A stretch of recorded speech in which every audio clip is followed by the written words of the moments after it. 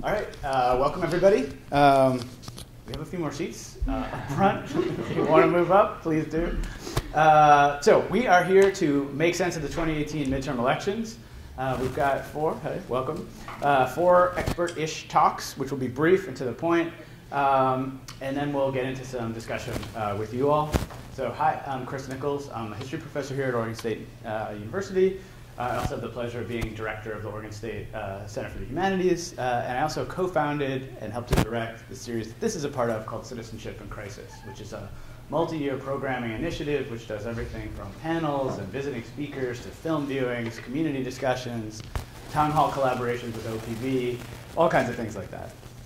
At its core, I would say this initiative, its mission is a land-grant mission. It's kind of an engaged democracy idea promotion sort of engine. So we try not to take any partisan or polemical positions, but instead put forward lots of different kinds of views, and then hope that we could sort it out in a kind of marketplace of ideas. Something like that. At least that's the goal. Doesn't always work out that way. So this is just an example of the kind of programming that we do, and look us up online. We've got a long list of YouTube videos and other kinds of things, so if you like this, check us out. So quickly I'll get into introductions and ground rules, so please silence phones. If you need to sneak out, go ahead and sneak out when you're heading out.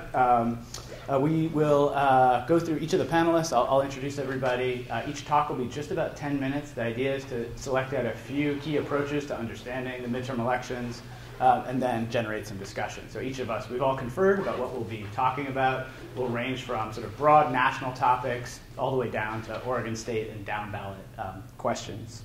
So I'll introduce everybody. Generally speaking, I give long and elaborate and praising introductions, but this time I'll keep them a little bit shorter so we can get right down to the midterms. First up will be, after I'm done, Christopher Stout. Professor Stout is Assistant Professor of Political Science here in the OSU School of Public Policy. He's to my left. His recent book, entitled Bringing Race Back In, Black Politicians, Deracialization, and Voting Behavior in the Age of Obama from UVA Press, received a number of awards, the 2016 W.B. Du Bois Distinguished Book Award, and was winner of the APSA's REP Section 2016 Best Book Award for Race in U.S. Electoral Politics. His work focuses on race and gender, ethnic politics, political behavior, and a range of other topics. To his left is Professor Rorie Solberg. She's Associate Professor in Political Science in the School of Public Policy here at Oregon State. She's a specialist on constitutional law and law and politics, and we're fortunate enough to have had her on a number of panels. She's editor of Judicature, and her publications include the book The Media, the Court, and the Misrepresentation, the New Myth of the Court in the Law and Politics series from Routledge Press. Finally, last but not least, is someone I've been wanting to do a panel with for some time, Dr. Dmitri Palmateer. He's run 3 House campaigns, was legislative director for Jeff Merkley when Merkley was majority leader and Speaker of the House in Oregon, worked as Merkley's business liaison for the state when Merkley was elected to the Senate, then worked as legislative director and deputy chief for Governor Kitzhaber, continued in that role for about a half a year under Kate Brown, and has recently also worked in lobbying and is chief of staff of the Oregon Treasury now. And on top of that, close to my heart, he's a PhD in American history from Binghamton University. All right, so first up is my task, which is to run through quickly a few trends and patterns, give us a little historical meat to hang our sensibilities on as we think about the midterms. So if we're thinking about what's at stake, what's going on in the election, right here's just a nice graphic. Al Jazeera actually had some great explainers, so I pulled this from their site. Trying to figure out American politics is something that on the world scene is really a crucial issue.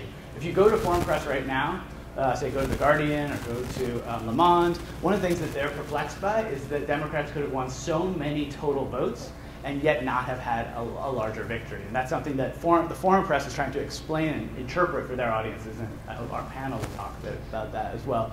So if you're looking at what's going on, what's the state of affairs, how many seats are up, 435, right, 35 seats up for election up there in the Senate. Thinking about governorships, they count 39 by Al Jazeera, which is interesting because it's 36 of the states and then 3 territories. So an American interpretation would not have included the territories, which is something else to think about in global perspectives. All right, so if we're thinking about what was so different, what changed a lot in this election, how do we benchmark it versus others, and our panelists will be talking about this a bit. I just wanted to foreground a crucial issue and an issue that'll be coming up in 2020 as well, turnout.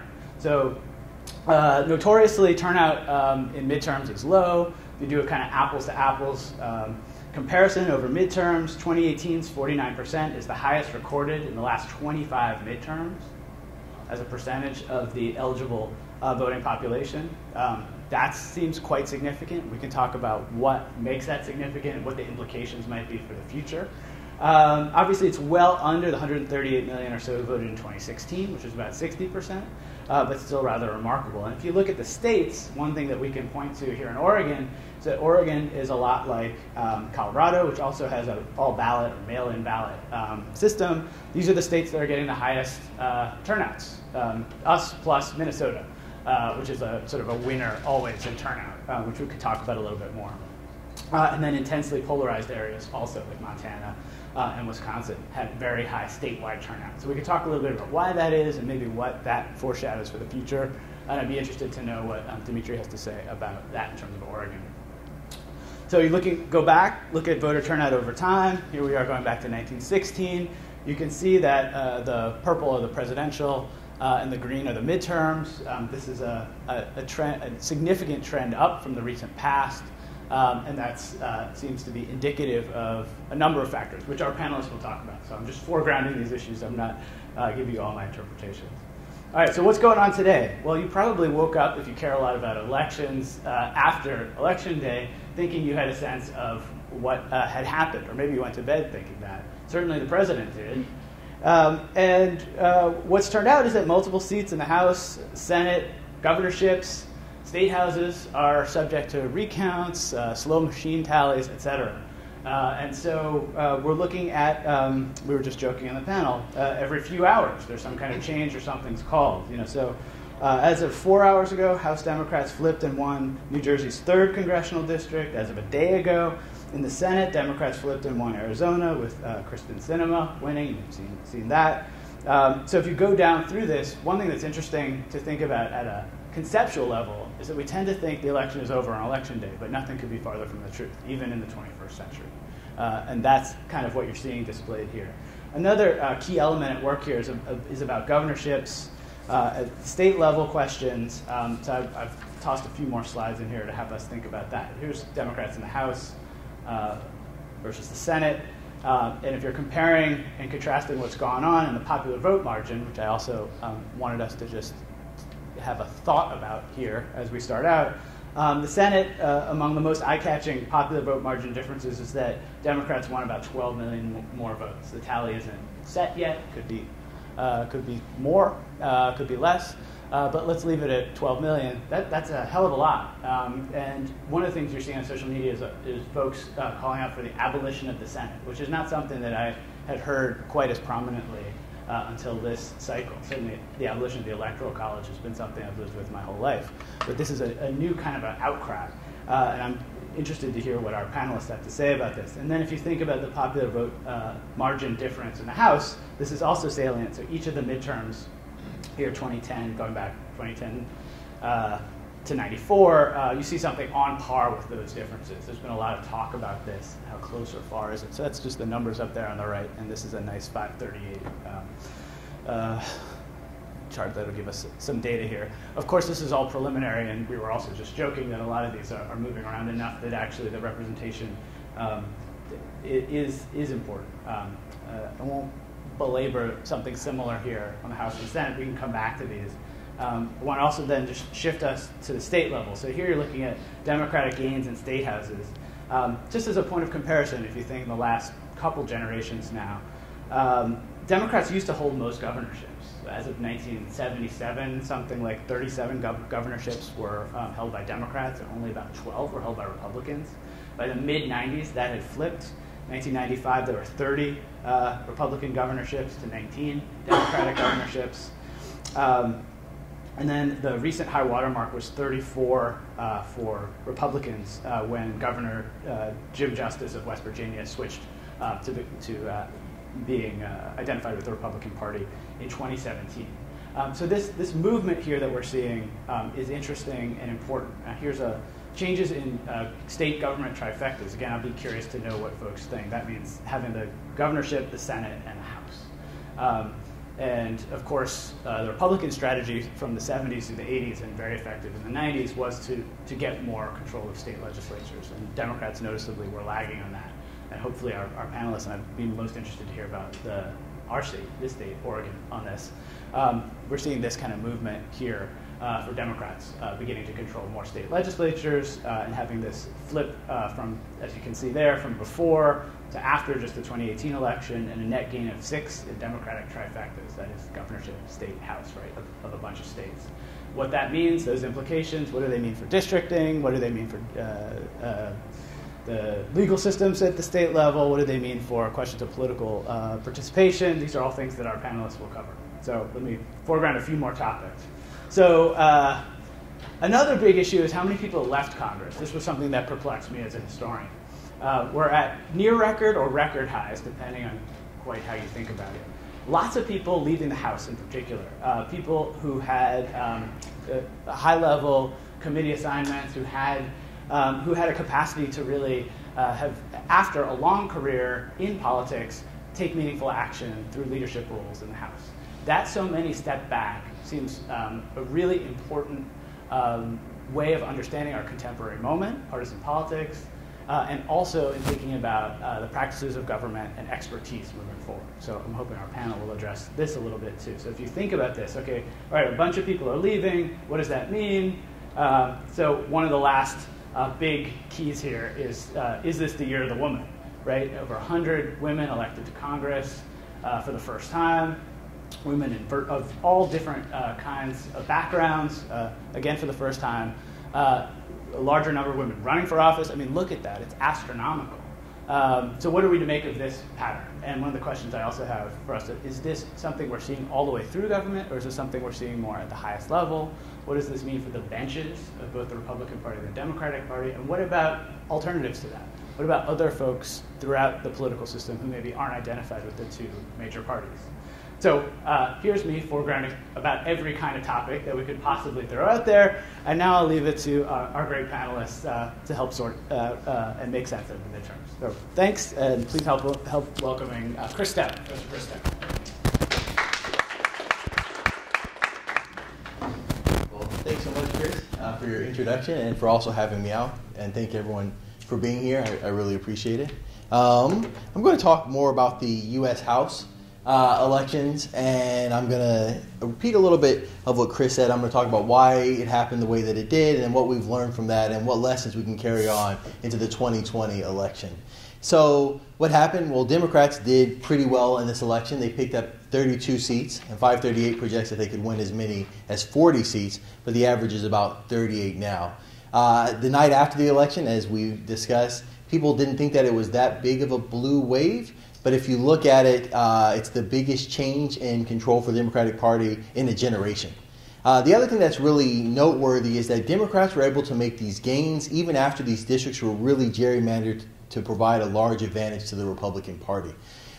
Chris held up the slide that showed the vote choice nationally for Democrats and Republicans over time. Democrats won as much of the popular vote in 2018 as Republicans did in 2010. But because of gerrymandering, they only gained about 40 seats, where in that same year in 2010, Republicans gained 63 seats. So there's still a lot left to be decided, but Democrats did extremely well in the U.S. House. So why did Democrats do so well? It's not surprising. Generally, the president's party loses seats in midterm elections, and this is driven by a couple of factors. The most important one, though, is enthusiasm. People who are out of power want to have some seat at the table. So they're much more likely to be enthusiastic, much more likely to pay attention to politics, much more likely to talk to others, to get them to vote, and more likely to vote themselves. While the party in power feels relatively complacent. They have a seat at the table. They're guaranteed some type of protection in a divided government because they hold the White House. So they're much less likely to turn out. So midterm elections are usually a referendum on the president. And if the president is unpopular, then they tend to lose a lot of seats. So Reagan lost a lot of seats in 1982, Clinton lost a lot of seats in 1994, and Obama lost a lot of seats in 2010. So it's not that surprising that Trump will lose a lot of seats in 2020. 2018. The only thing that is kind of surprising is that generally the presidents can ward off these defeats if the economy is doing well. When the economy is well, the president's popularity is usually tied to that, and this generally provides an advantage to them. But that didn't happen in this election. And in large part, so people are generally optimistic. So if asked, is your home value going to go up in the next year? 3 in 4 Americans say it's going to go up. If people ask about their wages, over 80% think their wages are going up in the next year. So this should all provide a benefit to the Trump administration. But it didn't. And so why is that the case? Why didn't this protect Republicans from the blue wave? One argument is that Trump doesn't get the credit for it, right? When asked why is the economy doing well, why are people so optimistic, most people don't attribute that to Trump. So in the July Pew poll of 2018, only 25% of individuals attributed to Trump. The other thing that was kind of unique about this election was that most people didn't list the economy as the issue that they cared most about. Most people listed issues like healthcare and immigration, issues which generally don't play well for Trump amongst liberals, right? And so people weren't thinking about the economy the same way. So the economy was a much weaker predictor. I think one of the things that was surprising about this election is not just the blue wave, but there was a rainbow wave. There's a large change in the demographics of Congress in multiple areas. And it's generally driven more by Democrats than Republicans. So if we look at a graph here, this is the number of women in Congress over time. The blue line represents Democrats. The red line represents Republicans. Republicans actually lost the number of women in Congress. So this growth of women in Congress was driven more by the Democratic side than the Republican side. And the same thing is true for other things. So for example, you have 2 black Republicans, Mia Love in Utah and Will Hurd in Texas. And both of them, I don't know if they've lost. Things change so quickly. I think people have said Mia Love was losing and could have lost. And then the same thing is true of Will Hurd. Both are down in their polls. So in this way, the rainbow wave is driven by more Democrats elected. So this has kind of been making its rounds on Facebook and Twitter. It's a picture of Republican members elected versus Democratic members elected. And there's a lot more diversity in the Democratic side. So women made large gains, but they weren't the only group. African Americans made large gains, and in areas where they traditionally don't do well. So African Americans, for the first time in American history, are proportionally represented in Congress. That means there's the same percentage of African Americans in Congress as there is in the population. And it was driven by the fact that African Americans did pretty well outside of majority-minority districts, or districts where blacks make up a majority of the population. And a good example of this is Lucy McBath, who won Georgia's 6th district. This is a district that Newt Gingrich held for a long period of time. There was a competitive race earlier this year where a Democrat came close. But Lucy McBath, who is an activist turned candidate, was able to win this district, which is only 14% African American and generally trends toward the Republican Party. And so in the 116th Congress, which is the upcoming Congress, there will be 9 new African Americans. So the 115th was the most diverse, and that's that Congress all the way at the end over there. But it's grown in its diversity. So there'll be 9 new African American candidates, so bringing the number to 59. There'll be 37 Latino and Latina candidates, and there are also 2 new Native American candidates. Asian Americans were the only group where you didn't see much change in terms of their representation. So based off of what we watched in this election, what do we learn about American politics in general? The first thing is that partisanship matters, and this isn't surprising to anybody in the room. People vote their party. Polarization is driving a lot of the decisions we make. Our identity is really closely tied to our partisanship, which is kind of interesting because if districts are gerrymandered to be uncompetitive and people vote in terms of their party, how is there any switch, right? If people don't change their minds. And the real switch has happened not because there's a lot of swing voters going back and forth, but in part because coalitions have changed. And they've changed rapidly, I think, over the last 2 years even. One of the most surprising changes is the growth in college-educated women trending toward the Democratic Party. And this has not been the case in the past. So here's a graph here. This is showing the blue line represents the Democratic Party. The red line represents the Republican Party.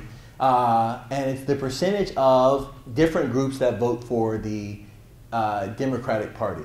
This group in the back here is white women who are college educated, and in the past they've been kind of a middle voter, sometimes with the Democratic Party, sometimes with the Republican Party, but in 2018 they shot toward the Democratic Party in large numbers. And that can probably explain why Republicans did particularly poorly in suburban districts where white college educated women vote in high numbers. But it's not all a rosy picture for Democrats. Democrats are losing a different group of voters, and these are white men without college degrees who, before this period of time, were one of the strongest supporters of the Democratic Party. And starting in 2008, they've shifted a lot toward the Republican Party, coming back a little bit in 2018. But this is an electorate that the Democratic Party is losing in large numbers. The other thing we learned that's bad news maybe for Republicans, I'll talk about Republicans, bad news for them, and bad news for Democrats.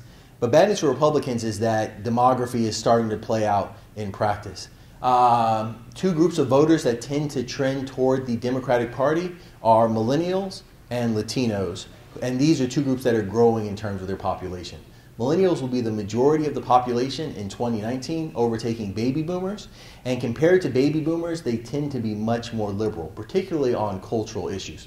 So as this group votes at higher rates and moves into the age frame where they are going to vote at more rates, this is going to provide an advantage for the Democratic Party. Here's Circle, which is an organization that looks at youth turnout.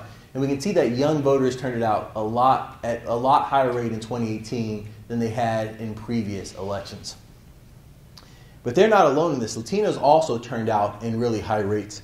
And it grew, so they turned out more in 2018 than they had in any previous midterm election. And Latinos who have been in part a swing vote have trended toward the Democratic Party.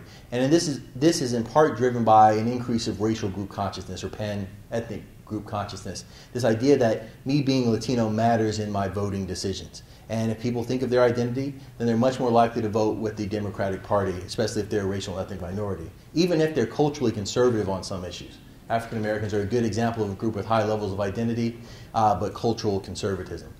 So in this case, this is bad news for the Republican Party because these groups are growing, and they're growing in places where Republicans have in the past done well. So California wasn't always a Democratic state. It was at one point a state where Republicans did extremely well. Texas is a Republican state, but a candidate like Beto O'Rourke, mobilizing young and Latino voters, it was a lot closer than Democrats have been in the past. And you can see this up and down the line. Arizona is a good example of a state that's consistently Republican, but has recently voted for the Democratic Party. The other thing is that Democrats have a state problem. Democrats won 17% more of the vote nationally than did Republicans, but lost seats and could lose up to 2 seats. And this is in part driven by, I think Chris pointed this out, the unequal population within each state. 9 states, a majority of people live in only 9 states. And so you get 18 senators for a majority of the population. In California, it gets 2 representatives for the same population of 23 other states. So it gets 2 representatives for 46 compared to other states. And so this is bad news for Democrats because the unequal growth is happening into states where Democrats already have a large advantage, and they're losing voters in places where they were once competitive. And this makes the loss of Reagan Democrats, generally whites with lower levels of education, in this graph over here, really troubling for this group of voters. I think I'll stop there for the sake of time. Thank you so much.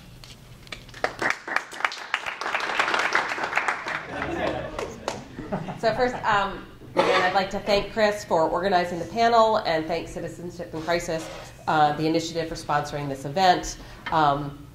As Chris introduced me, I study judicial politics, meaning the courts in our federal system and sometimes, abroad. And so probably many of you are wondering, just as I was, as to why I'm on the panel. To study the courts. But the federal judges in our system are appointed by the president and confirmed by the Senate. So elections do affect what I study, but the effect is a little bit indirect. Still, I'm here to share, 1 or 2 observations, nothing nearly as fancy as my colleague, but, to youth go to spoils.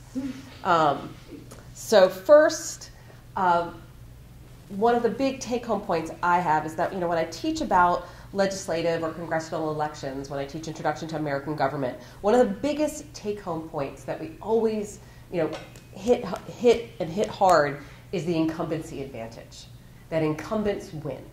That 90% of incumbents will come back, 90 to 95% in the House, and between 80 and 85% in the Senate.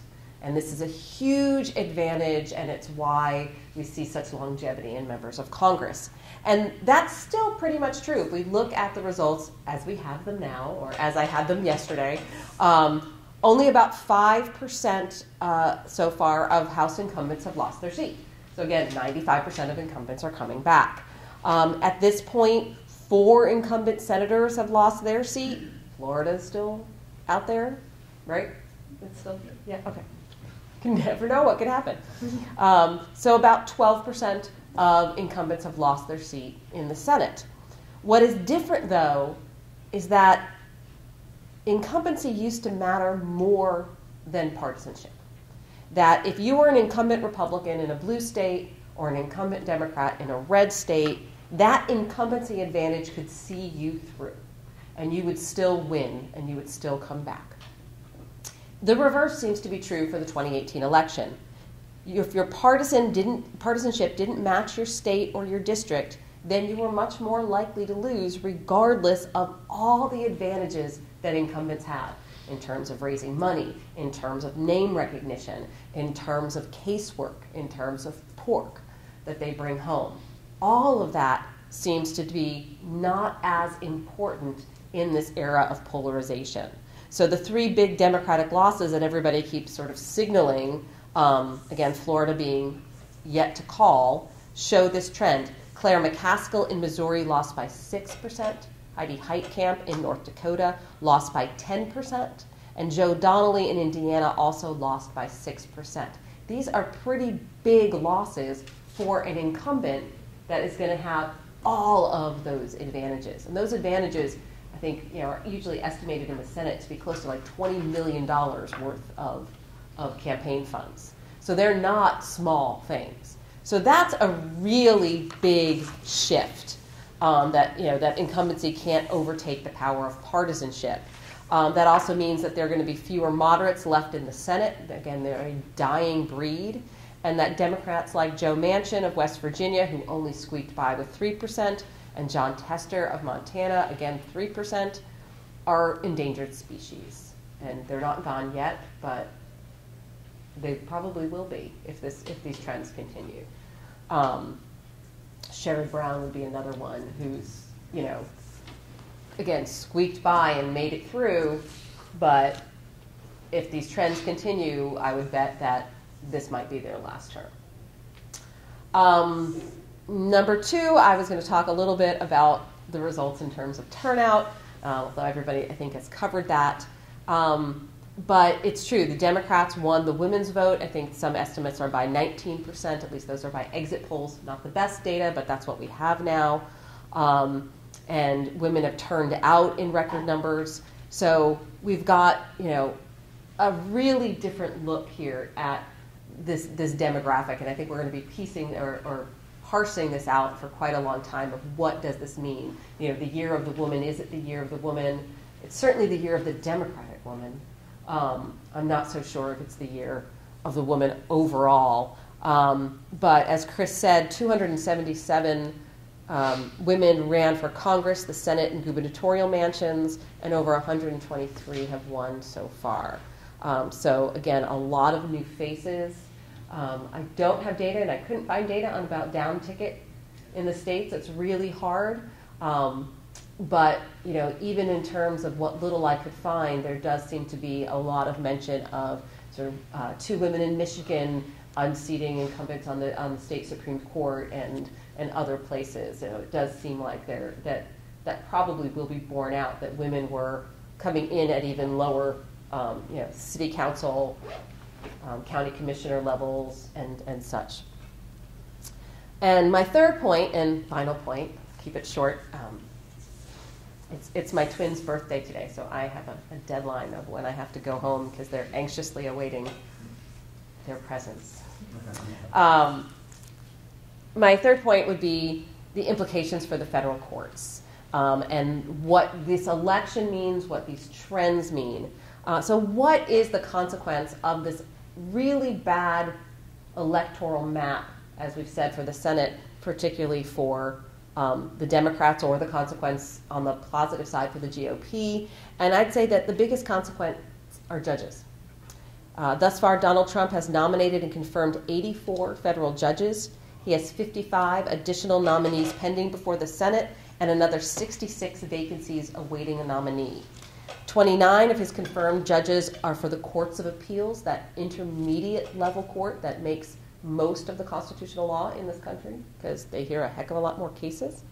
7 of the pending are nominees for those courts, and 8 of the vacancies are also for that court. So that means 55 confirmed, 48 pending, and 58 for the district courts or the federal trial courts. And if you're wondering, there's a total of 179 courts of appeals judges across 12 courts, so not that many. So again, he's already appointed almost 30. Yeah. At this point, he has already placed more Court of Appeals judges on the bench than any other president at a midpoint. So he's focused like a laser, not that he does that often, but like a laser on Courts of Appeals judges. If this pace continues, he's likely to surpass almost all previous presidents, and if he wins a second term, he will most likely appoint over half the federal judiciary. Particularly, again, if he holds the Senate. So again, there's a total of about 860 Article III judges with 10 temporary judgeships. Most two-term presidents appoint around 300 to 350, and I think he would probably top 400, 450. He inherited over 100 vacancies from Obama that were not filled. We'll just say not filled, right? We're not partisan. So Reagan essentially, he appointed 400, but he also had an omnibus judges bill where they had a bunch of new seats to fill. I don't think Trump will get that, particularly with divided government, but he'll probably match, if not, again, exceed Reagan with 2 terms. So what this means is that the GOP will have strong control of the Supreme Court and the courts of appeals, as well as the district courts. And one of the lessons from that election map is that the Senate makes it highly likely that Republicans will continue to hold the Senate because those sparsely or more sparsely populated or rural states are strongly Republican and they outnumber Democratic states. Okay, so this means Trump will continue to have an easy path to confirmation for his judges. What do I mean by an easy path? Well, October 24th, 4 federal judges, judicial nominees, had their hearing before the Senate Judiciary Committee. 2 GOP senators were there. That's it. Everybody else was home campaigning. So that seems to be a pretty easy pathway there. By all accounts, Trump appoints very conservative judges, Gorsuch and Kavanaugh being the 2 Supreme Court examples, but they're pretty emblematic. As he's pretty much allowed the Federalist Society and the Heritage Foundation to make up his list of nominees. So even without decision-making data to back me up, I think it's a pretty good assumption that all of his nominees are going to be quite conservative. So what does this mean? Well, think about the population trends that Professor Stout was providing for us. If the population continues to move left, if we have, 12 million more people voting Democrat over Republican, are we in for a collision? Are we going to have an echo, as a nod to my historian colleagues, of the pre-1937 period where the federal courts struck down progressive legislation from both the state and federal governments? Quite possibly. Certainly, I don't think this legislation is going to be coming from the federal government, but coming from the states, right? The states are going to have trouble, right? Even if they've got that trifecta, they still have to then get over the courts, right? Challenges can then be, injunctions can be placed on their laws, and national challenges can be placed to their laws. So federal progressive state laws can be stopped at the courts by these conservative judges who have a very different idea of what the Constitution allows government to do and how government should go about doing it. And an example, and I'll just end with this, would be from California last term. California passed their FACT Act that required anti-abortion clinics to provide information on state services for women and to notify patients if the clinic wasn't actually medically licensed. The court ruled that this was likely a violation of their free speech, that the state could not require a clinic who does not have a medical license to inform people in a specific way that they didn't have a medical license. This was the National Institutes of Family and Life Advocates versus Becerra in 2018.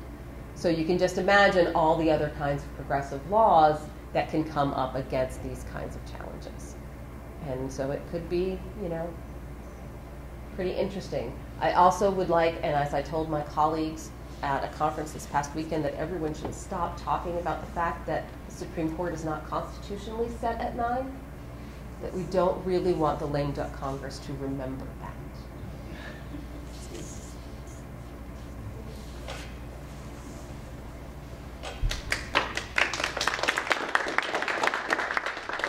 So as somebody who has spent quite a bit of time getting Democrats elected and then working for them, I will be most likely partisan in my comments, hopefully not polemic, except when I say that anybody listening to the audio will hear me sniffling in the way that Donald Trump debates, because I have a cold. So I'm going to try to present a bit of a narrative that hopefully will tie a lot of what you've heard together a bit in terms of how I tried to understand the election and sort of the lead up to it. So the big navel-gazing question, obviously, is, was this a wave?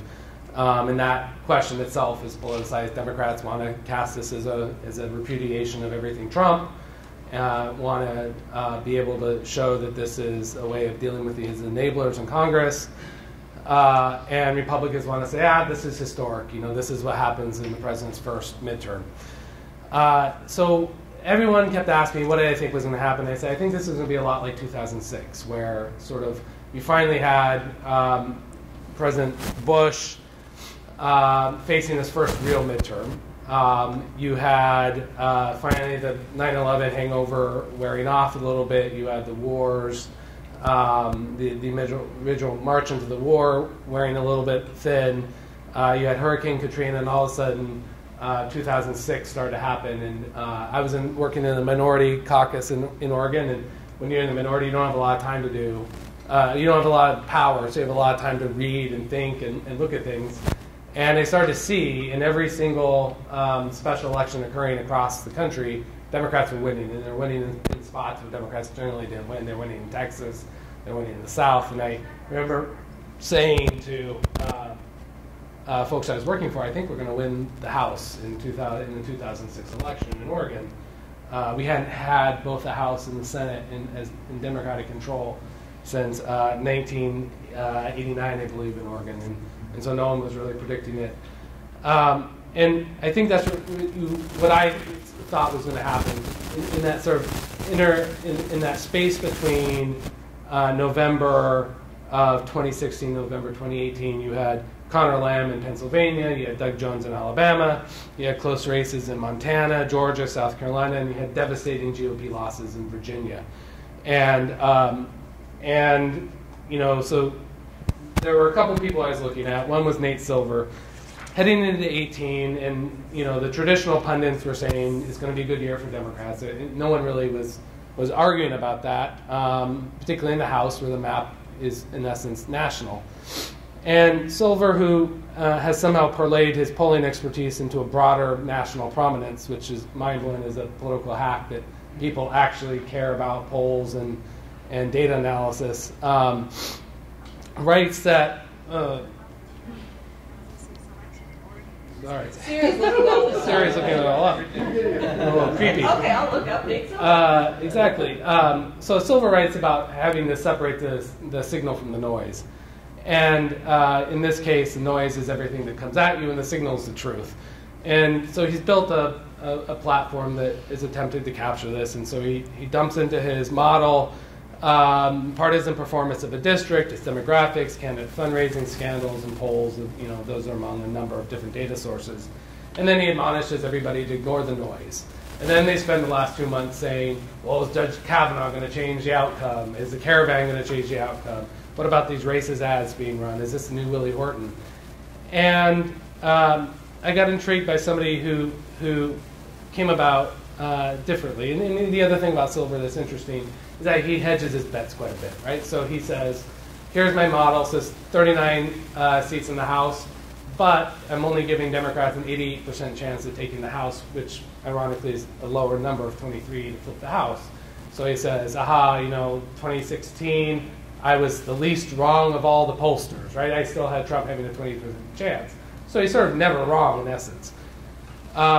Which made me look at somebody else called a political scientist out of Christopher Newport University, Rachel Beithofer.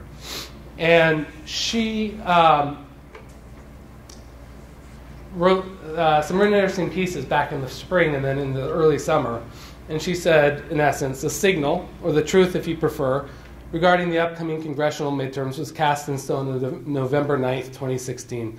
That was the day in which 48.2% of Americans that voted for Hillary Clinton and the roughly 3% of progressives that cast protest ballots in the 2016 presidential election woke up to face their first day in Donald Trump's America. Clinton's loss and Trump's victory cemented an enthusiasm gap in favor of Democrats at least until 2020.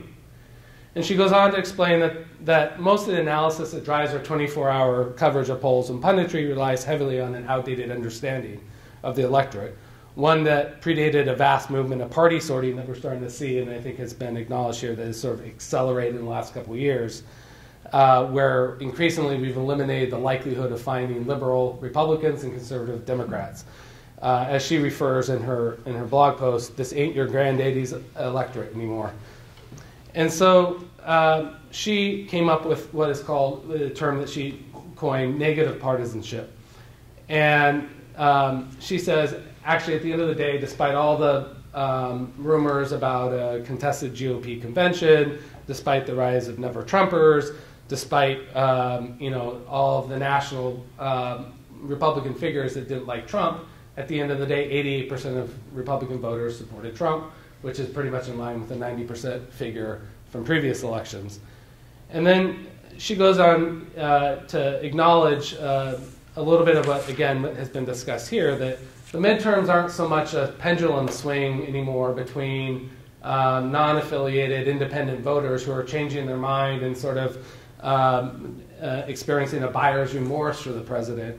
What she really believes is that in this new hyper-polarized, hyper-partisan electorate, that rather than a movement of non-affiliated voters defining an election, it's the entrance and exit of partisan voters who are activated or deactivated by negative partisanship, and increasingly marks the midterm elections. This fear of, oh my God, what's the other party going to do to me and my identity, that's really driving people. And you saw it in 2010, you saw it differently in 2018.